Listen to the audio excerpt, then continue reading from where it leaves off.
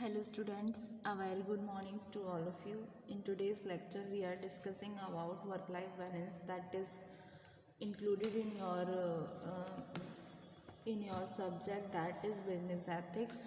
ठीक है, तो स्टूडेंट आज के वीडियो लेक्चर में जो आपका सब्जेक्ट है बिजनेस एथिक्स उसमें हम पढ़ने वाले हैं एक अनदर टॉपिक जो कि है आपका वर्क लाइफ बैलेंस। ठीक है, तो वर्क लाइफ बैलेंस को जानने से पहले हम जान लेते हैं वर्क लाइफ बैलेंस टर्म क्या होती है, ये क्यों यूज़ की गई।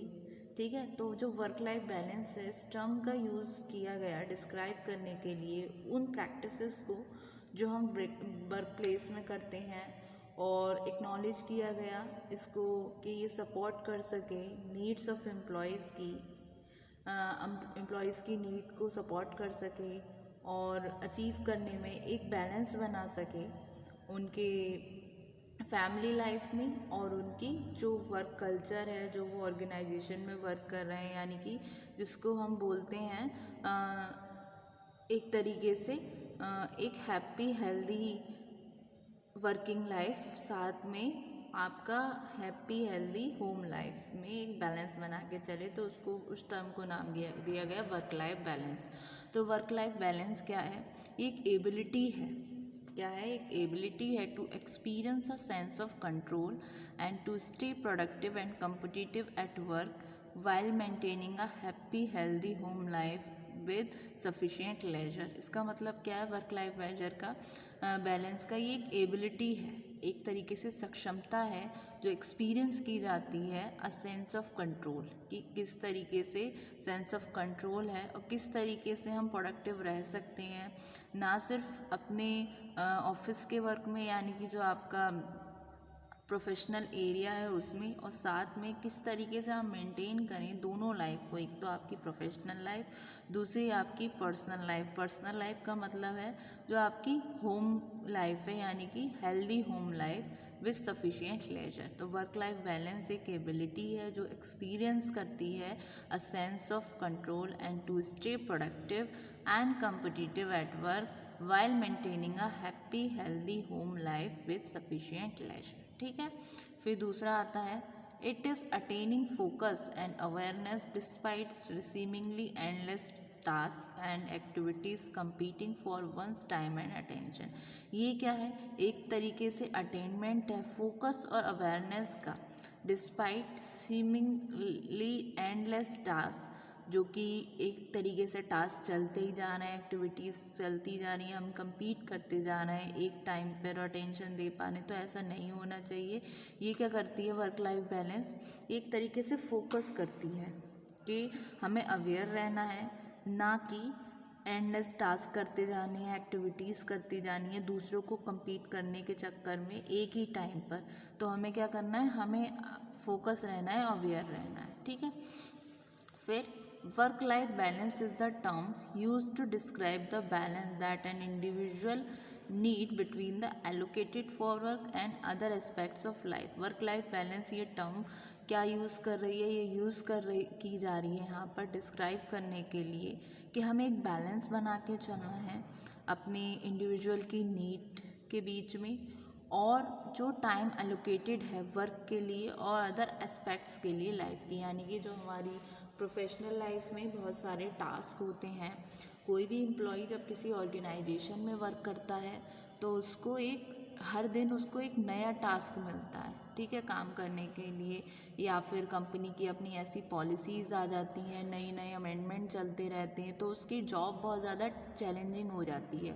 अगर एम्प्लॉय अपनी जो प्रोफेशनल लाइफ है और वर्क लाइफ है उसमें कोई बैलेंस बना के नहीं चलता, क्यों रहेगा? उसको फ्रस्ट्रेशन रहेगी, इरिटेशन रहेगी, तो उससे क्या है वो अपने काम में 100% नहीं दे पाएगा। साथ में जिसको हम बोल सकते हैं मैनेजमेंट की लैंग्वेज में कि वो प्रोडक्टिव नहीं रह पाएगा, ना ही कॉम्पिटिटिव रह पाएगा अपने काम में जो वो ऑर्गेनाइजेशन में वर्क कर रहा है। तो ठीक है, इवन ये तो रही ऑर्गेनाइजेशन के वर्क की बात। फिर कुछ प्रॉब्लम्स होती हैं, कुछ डेली के टास्क आते हैं आपकी पर्सनल लाइफ में भी, यानी कि जो रिलेटेड होती है आपकी फैमिली से, आपके लव्ड वन से रिलेटेड जो लाइफ होती है उसके रिगार्डिंग, ठीक है। तो एक प्रॉपर बैलेंस मेंटेन करना बहुत ज़रूरी है किसी भी हेल्दी रिलेशनशिप के लिए, चाहे वो एम्प्लॉय की और कंपनी की रिलेशनशिप हो, एम्प्लॉयर एम्प्लॉय की हो, या एम्प्लॉय की और उसके कलीग्स की यानी कि जो उसके सबॉर्डिनेट्स हैं उनके साथ हो, ठीक है।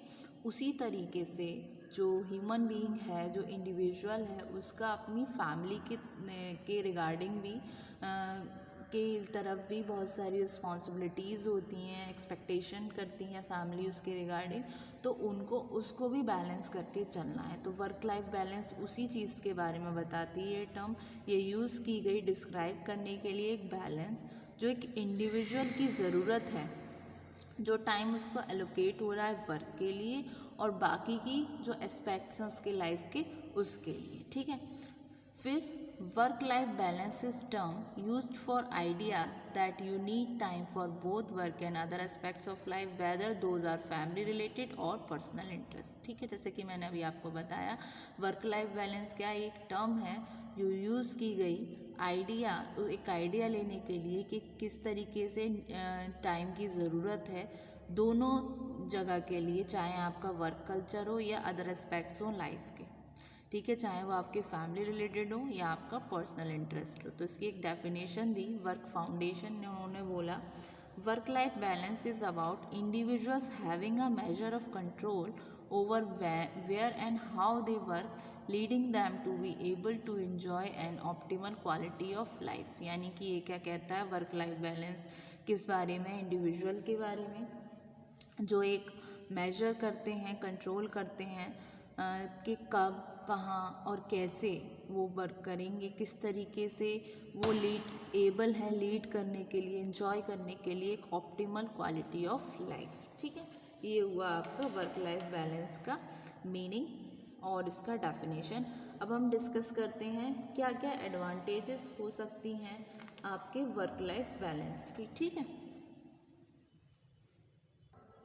तो advantages of work life balance, ठीक है। तो कुछ एडवांटेजेस हैं जो प्रमोट करती हैं वर्क लाइफ बैलेंस को, जिसमें फर्स्ट आता है आपका लॉयल्टी एंड कमिटमेंट। एम्प्लॉय जो होते हैं उनको वो डेमोस्ट्रेट होते हैं more loyalty and commitment to the employer if the employer is showing consideration for their needs, ठीक है। तो एक एडवांटेजेस होती है वर्क लाइफ बैलेंस की कि जहाँ लॉयल्टी और कमिटेड, मतलब लॉयल और कमिटेड रहता है एम्प्लॉई अपनी ऑर्गेनाइजेशन के प्रति, अपने एम्प्लॉयर के प्रति, जहाँ पर उसको महसूस होता है कि एम्प्लॉयर शो कर रहा है एक कंसिडरेशन उसकी नीड्स के लिए, यानी कि जहाँ पर उसकी नीड्स को वैल्यू दी जा रही है एम्प्लॉई की, ठीक है। फिर दूसरा आता है बेटर परफॉर्मेंस। बेटर परफॉर्मेंस कैसे, जब लॉयल्टी और कमिटमेंट इंक्रीज होंगे तो ये लीड क्या करेंगे, ये लीड करेंगे बेटर परफॉर्मेंस पे। एक इंडिविजुअल लेवल के हिसाब से इंडिविजुअल एक बेटर परफॉर्मेंस देना चाहेगा जो कहीं ना कहीं इंक्रीज करेगा उसके प्रोडक्टिविटी को ऑर्गेनाइजेशन लेवल में, ठीक है। फिर आता है रिड्यूस एब्सेंटीज्म। इसमें क्या है, एक डिक्रीज होगी उसकी सिकनेस में, मतलब वो बीमार पड़ने के उसके चांसेस कुछ कम है, एब्सेंस नहीं रहेगा, और जो कि हेल्पफुल होगा रिड्यूस करने में एब्सेंटेज्म, ठीक है। फिर नेक्स्ट आता है कि लो स्टाफ टर्नओवर, यानी कि यहाँ पर क्या होगा, एक लोअर स्टाफ टर्नओवर होगा, सस्टेंशियली रिड्यूस करेगा एम्प्लॉयर्स के रिक्रूटमेंट को, इंडक्शन को, ट्रेनिंग के खर्चों को। क्योंकि लो स्टाफ टर्नओवर कैसे, जो अगर एम्प्लॉय रिटेन करेगा, ऑर्गेनाइजेशन में रिटेंशन रहेगा, तो वहाँ पर ये जो खर्चा हम करते हैं एम्प्लॉय के रिक्रूटमेंट पे, उसके इंडक्शन और ओरिएंटेशन प्रोग्राम्स से, तो उसमें भी बचेगा ऑर्गेनाइजेशन के पास जो लागत लगती है। तो क्या हुआ, लो स्टाफ टर्नओवर।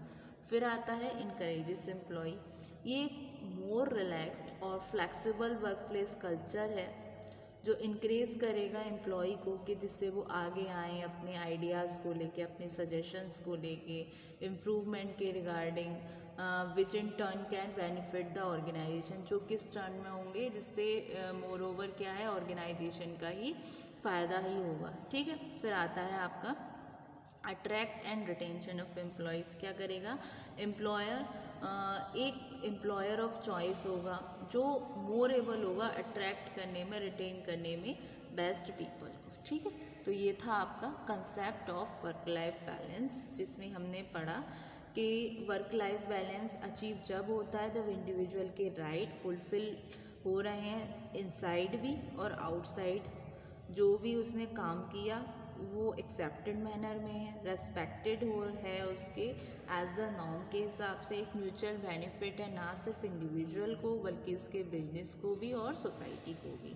जो कॉन्सेप्ट जो है वर्क लाइफ बैलेंस का, यानी कि जिसको हम बोल सकते हैं वर्क फैमिली बैलेंस, ठीक है, वो एमर्ज हुआ एक्नॉलेज करने में एक इंडिविजुअल की वर्क लाइफ और उसके पर्सनल फैमिली लाइफ जो कहीं ना कहीं एक कॉन्फ्लिक्ट का रोल प्ले कर देती है दोनों तरीके से। तो इसको मैनेज करने के लिए इस negative spill over of conflict के ये इम्पॉर्टेंट है कि बैलेंस किया जाए डिमांड्स को फ्रॉम बोथ द डोमेन्स, जो उसकी फैमिली लाइफ है और साथ में जो उसकी वर्किंग लाइफ है उसमें। ठीक है, क्योंकि जो स्ट्रेस एम्प्लॉय होगा वो अगर स्ट्रेस में रहेगा तो एक बैलेंस नहीं कर पाएगा अपनी पर्सनल लाइफ में और अपनी बैलेंस लाइफ में। तो ये जिस तरीके से समय बहुत इम्पॉर्टेंट है और मनी इम्पॉर्टेंट है, जिस तरीके से पैसा एक बहुत ज़्यादा इम्पॉर्टेंट रोल प्ले करता है हर किसी की लाइफ में, उसी तरीके से एक टाइम भी बहुत इम्पॉर्टेंट फैक्टर है कि जिससे एम्प्लॉय मैनेज कर सकें और हेल्पफुल हो सके वो ऑर्गेनाइजेशन के लिए भी, इंडिविजुअल के लिए भी। अगर वो एक प्रॉपर टाइम देगा फैमिली को भी, अपने काम के प्रति भी, अगर जैसे ऑर्गेनाइजेशन में आ रहा है तो जो टाइम उसको ऑर्गेनाइजेशन में मिल रहा है वहाँ पर वो ऑर्गेनाइजेशन के लिए वर्क करे और वहाँ से फ्री होके बाद में अपनी फैमिली के लिए या अपने जो भी एस्पेक्ट्स हैं उसकी लाइफ के उसके रिगार्डिंग, तो उससे क्या है प्रॉपर लाइफ बैलेंस इस्टेब्लिश होता है। ठीक है, तो ये तो था आपका concept regarding work life balance. तो स्टूडेंट एक बारी हम इसको गो थ्रू करते हैं।